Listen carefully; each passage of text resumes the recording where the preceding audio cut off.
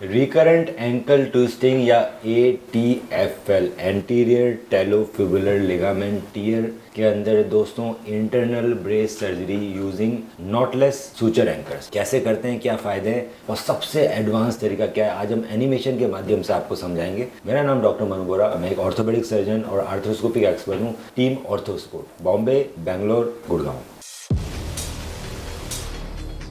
दोस्तों कई बार ankle twist बार बार में होने लगता है, रिकरेंट एंकल ट्विस्टिंग, बार बार में एंकल ट्विस्ट हो रहा है। अगर आपका बार बार में एंकल ट्विस्ट हो रहा है, आप MRI कराते हैं तो उसमें लिखा होता है ATFL टियर या ATFL। इसमें कई बार अगर सर्जरी नहीं कराई जाती है तो बार बार में ट्विस्ट हो के एंकल खराब हो जाते हैं। तो आज देखेंगे कि ATFL रिपेयर कैसे होते हैं एनिमेशन के माध्यम से। दोस्तों जैसे कि आप देख पा रहे हैं स्क्रीन पे, ATFL लिगामेंट होता है, वो ये वाला लिगामेंट होता है। इस लिगामेंट को बोलते हैं ATFL, this is CFL, anterior talofibular ligament, calcaneofibular ligament. ये जो लिगामेंट है दोस्तों, ये बार बार में ट्विस्टिंग के कारण आपका टॉर्न हो जाता है, पर MRI में कभी भी कंप्लीटली टॉर्न लिखा हुआ नहीं आता। MRI में लिखा हुआ है ग्रेड 2 स्प्रेन, क्योंकि वो खींच के मोटा और वेवी सा हो जाता है और वो अपना जो कैरेक्टरिस्टिक टाइट होता है वो लूज कर देता है और बार बार में एंकल ट्विस्ट होता रहता है। तो सर्जरी में पहले हम ATFL रिपेयर करते हैं with fibre tape internal brace. तो सबसे पहले एंकर इंसर्ट किया जा रहा है। एंकर इंसर्ट करने के लिए पहले छोटा छेद बनाया जाता है। ये जो एंकर है दोस्तों सबसे एडवांस एंकर है, जिसको बोलते हैं fibre tag anchor, knotless anchor. इसमें गांठ लगाने की ज़रूरत नहीं है। ये ऑल फाइबर एंकर है, जैसे आप देख रहे हैं। एंकर का प्लेसमेंट बोन में कर दिया गया है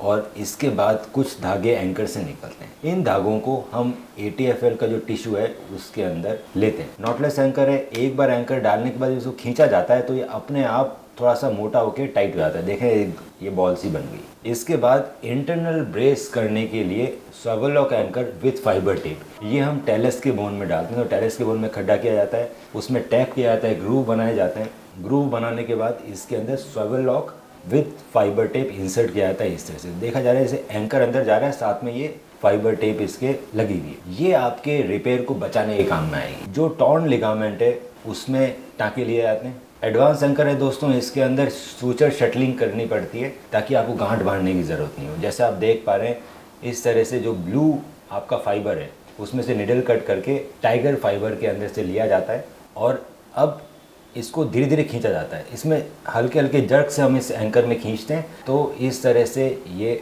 रिपेयर हो जाता है और इसमें गांठ लगाने की ज़रूरत नहीं। मतलब ये नॉटलेस एंकर है, इसमें गांठ नहीं लगी, ये ऑटोमेटिक एंकर है, इसमें ऑटोमेटिक गांठ लगी हुई है। इस तरह से नॉटलेस रिपेयर होता है। इसी तरह से हम ATFL का दूसरा भी 2 एंकर से ATFL रिपेयर करते हैं। और सबसे इम्पॉर्टेंट बात है दोस्तों, अब जब हम ATFL रिपेयर करते हैं किसी भी पेशेंट का, तो आप जानते हैं कि कोई भी रिपेयर जब किया जाता है बॉडी के अंदर तो उसको बचा के रखना पड़ता है। मतलब जैसे अगर हड्डी टूटती है, अगर आपकी हड्डी टूटती है तो उसको 6 वीक्स तक प्लास्टर में रखते हैं। अगर आप प्लास्टर नहीं लगाओगे तो हड्डी जुड़ेगी नहीं कभी। क्यों? क्योंकि हड्डी टूटी है, वो कच्ची है। उसी तरह से जब हम किसी भी लिगामेंट का रिपेयर या रिकंस्ट्रक्शन करते हैं उसको 6 मंथ्स तक बचा के रखने की ज़रूरत होती है, क्योंकि वो 6 महीने तक कच्चा होता है। आप इन एंकर के बेस पे पूरा बॉडी का वजन नहीं डाल सकते इस पर, क्योंकि एंकर उखड़ जाएंगे। तो हम वेट करते हैं कि जब तक ये लिगामेंट इस बोन से चिपक नहीं जाए, उसके बाद ही हम हाई एंड एक्टिविटीज़ चालू कराते हैं। तो अगर सिर्फ रिपेयर किया जाए और ये इंटरनल ब्रेस ना लगाया जाए तो आपको कम से कम 2 महीने के लिए प्लास्टर लगाना पड़ेगा ऑपरेशन के बाद। उसके बाद धीरे धीरे वजन देना चालू करोगे और फिर धीरे धीरे करते करते 6 महीने से 7 महीने में आप कहीं रनिंग चालू करेंगे। उसके अंदर भी फेलियर रेट काफ़ी ज़्यादा है दोस्तों, क्योंकि इस एंकल में पूरी बॉडी का वेट है। पूरी का बॉडी का वेट जब पड़ता है और ये आपका अगर टिश्यू कच्चा है, जो 6 महीने तक कच्चा ही रहने वाला है क्योंकि इसका रिपेयर हुआ है, तो ये फट जाता है और फेलियर की तरफ चला जाता है। इसीलिए इंटरनल ब्रेस किया जाता है। इंटरनल ब्रेस दोस्तों करने के लिए एक एंकर यहाँ डाला है स्विvel लॉक, जिससे फाइबर टेप निकल रहा है, और दूसरा स्विvel लॉक हम फिबुला में डाल रहे हैं इस तरह से। अभी इंटरनल ब्रेस बहुत टाइट होगा तो लिगामेंट शील्ड हो जाएगा, तो अच्छा हीलिंग नहीं आएगी। तो इसीलिए मार्किंग की जाती है ताकि इंटरनल ब्रेस बहुत ज़्यादा टाइट ना हो, वो बिल्कुल अप्रोप्रिएट टाइटनेस होनी चाहिए। इसका फिक्स एक मेथड है, यहाँ पर मार्किंग की जाती है और इस स्विvel लॉक वाला जो एंकर है उसकी मदद से फाइबर टेप इस बोन में डाल दी जाती है फिबुला के अंदर। ये हो गया फाइबर टेप इंटरनल ब्रेस। छोटा सा प्रोसीजर है दोस्तों, ये हमारी नॉटलेस सर्जरी कंप्लीट हो जाती है। इस सर्जरी के अंदर किसी भी तरह के सूचर में गांठ नहीं लगाएगी, पूरी नॉटलेस है। साथ में हमने अपने रिपेयर को फाइबर टेप इंटरनल ब्रेस से प्रोटेक्ट किया है। इस प्रोटेक्शन से क्या फ़र्क पड़ता है कि मैं पूरा वजन डाल सकता हूँ दोस्तों ऑपरेशन के अगले दिन से। मुझे बाहर प्लास्टर पहनने की कोई ज़रूरत नहीं है, प्लास्टर लगाने की ज़रूरत नहीं है। क्यों नहीं ज़रूरत है?